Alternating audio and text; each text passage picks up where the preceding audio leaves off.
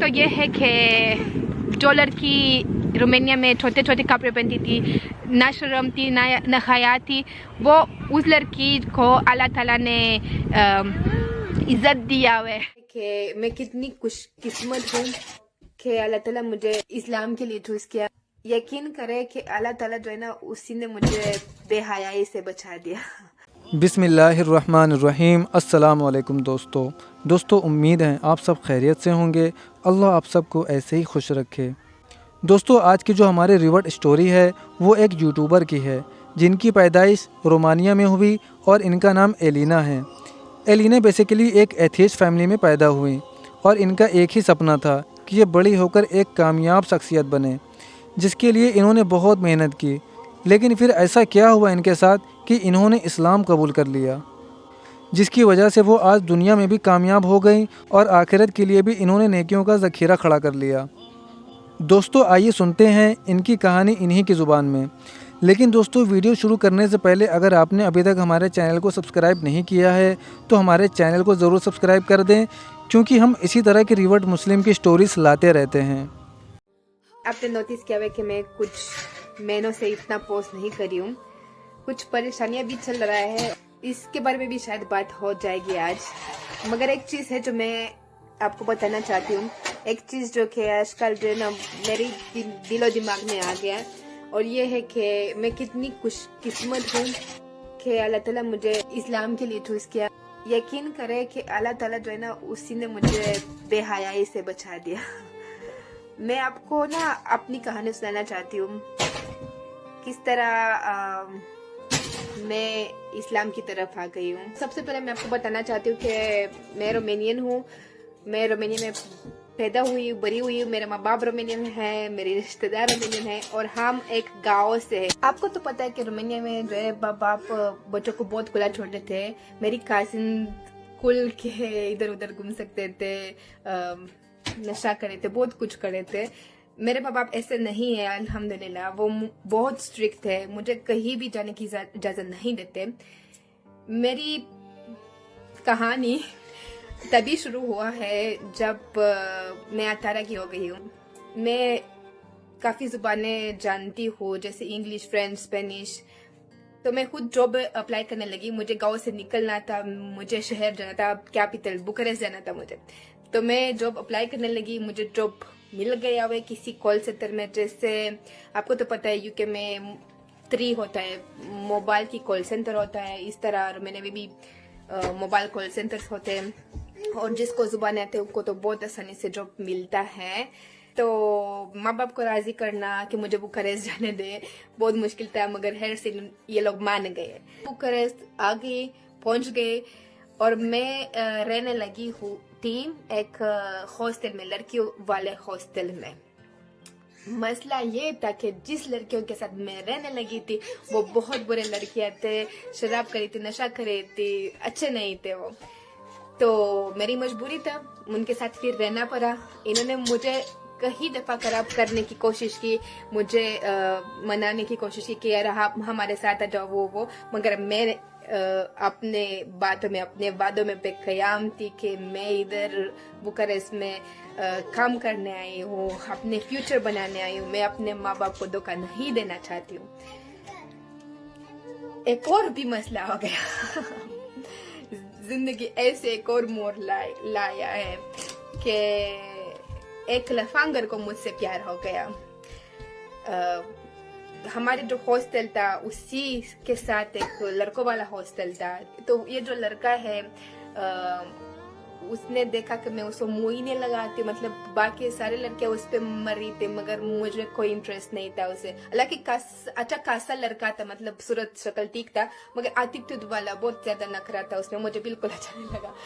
तो मैं उसे अवॉइड कर रही थी, और वो मेरी दोस्तों से मेहनत करते रहे कि यार उसको, एलिना को साथ ले जाओ, इधर पब में ले जाओ, मैं उससे मिलना चाहती हूँ, वगैरह वगैरह। मैं उससे दूर भागती थी, मगर उसकी बुरी नजर मुझ में थी। तो ये एक मेरी जिंदगी का बहुत ज्यादा मसला चल रहा था उस टाइम। मैं 18 की थी। अल्लाह का शुक्र है, इस तरह मुझे अल्लाह ने बचा दिया। अल्लाह का शुक्र है, मुझे अपॉर्चुनिटी आया कि मैं लंदन चले जाऊं।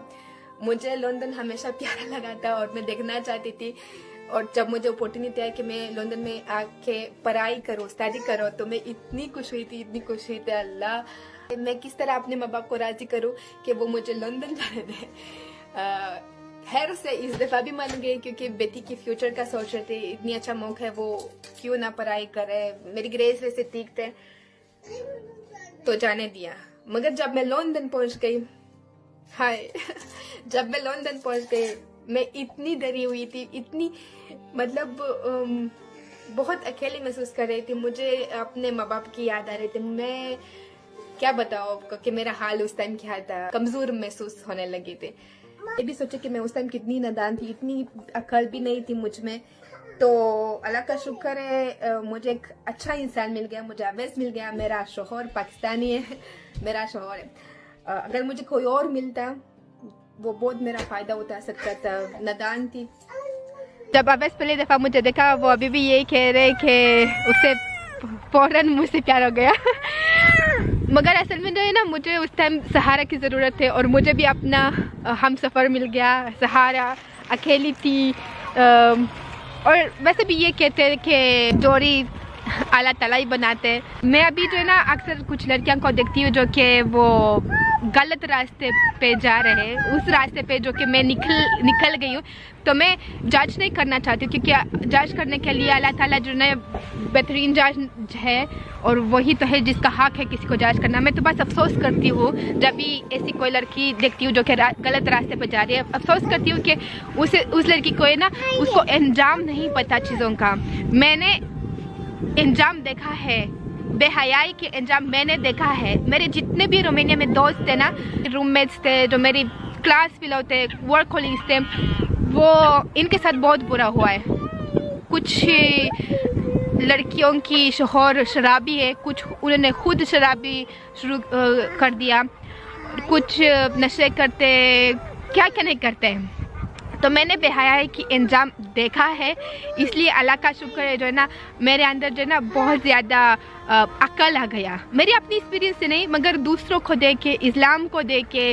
और इस्लाम मेरे लिए मेरी सबसे बड़ी दौलत है। मेरे बच्चे और इस्लाम मेरे लिए मेरी सबसे बड़ी दौलत है। इतना कुछ मैंने सीखा है इस्लाम से। शायद मैं आपको अपने परेशानी थोड़ा बहुत सुना सकती हूँ। इतनी भी कोई बड़ी बात नहीं है, मगर मेरे लिए बड़ी बात है। अभी हम जॉइंट फैमिली में रहते हैं। जिस घर हम अभी रह रहे हैं वो रेंट पे है। ऐसा कोई लड़ाई झगड़ा नहीं हुआ है मेरी और जितानी के बीच में, मगर मुझे लगता है ना कि बच्चे बहुत लड़ते हैं आपस, बहुत शोर है। और इसलिए मैंने और अवैस ने फैसला किया कि हम अभी अकेले मूव करना चाहते हैं। तो हम घर ढूंढ रहे थे। और जो लोग लंदन में रहते हैं उनको तो पता है कि यहाँ पे घर लेना, चाहे रेंट करना, बहुत मुश्किल है। बहुत मुश्किल से घर फ्लैट मिलता है, स्पेशली तभी जब आपको एक स्पेसिफिक लोकेशन चाहिए होता है। जैसे हमारा बेटा ने स्कूल ज्वाइन किया हुआ है और हम चाहते हैं कि घर इधर स्कूल के पास मिले। तो बस घर ही नहीं मिल रहा है रेंट के लिए। तो घर चाहिए या 2 बेडरूम फ्लैट चाहिए। हम 4 हैं, मैं हूँ, मेरा शौहर है, मेरे 2 बेटे हैं। तो इंशाल्लाह मिल जाएगा। कभी हम सोच रहे हैं कि कहीं बाहर मूव हो जाए, मगर फिर मेरी शौहर की नौकरी का आ जाता है कि वो इधर लंदन में नौकरी करता है। कहीं और मूव हो जाए तो फिर उसको नौकरी कोई और ढूंढना पड़ेगा।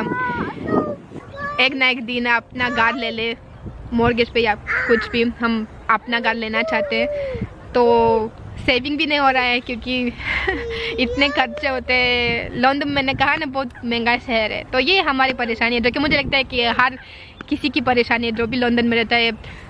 हाफ आधा जो लोग होंगे मेरी इस परेशानी से गुजरते होंगे।